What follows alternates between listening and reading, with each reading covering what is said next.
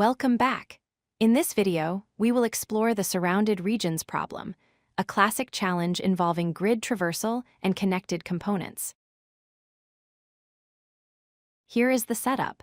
You have a two-dimensional board filled with X's and O's. Your task is to capture all regions enclosed by X's. Capturing simply means flipping every trapped O into an X. Let's clarify what surrounded actually means. A region is only considered surrounded if it is completely walled off by X's and does not touch the edge of the board. If an O connects to the boundary, it has an escape route and cannot be captured. A common mistake is to start scanning from the center. If you pick a random O in the middle, you don't know immediately if it connects to the edge. You would need to traverse its entire path to find out, which is computationally expensive and complex to implement.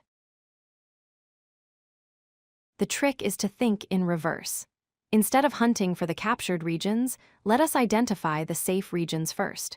We know for a fact that any O on the border cannot be captured, nor can any O connected to it. So our first step is simple.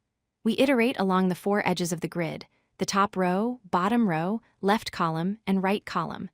We are looking specifically for any O's sitting on these boundaries. Once we find an O on the border, we use a traversal algorithm like depth first search or breadth first search.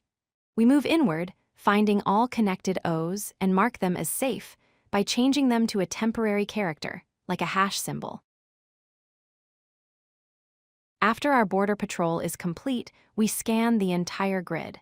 Any cell that is still an O was never reached from the boundary. This means it is truly surrounded.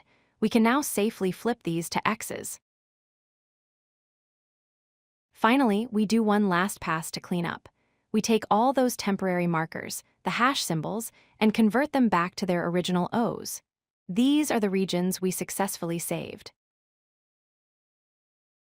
This approach is highly efficient. The time complexity is big O of n times m because we visit each cell a constant number of times. The space complexity is also proportional to the grid size to handle the recursion stack or queue. If you like this video, hit that like button and don't forget to subscribe. Visit codelucky.com for more such useful content.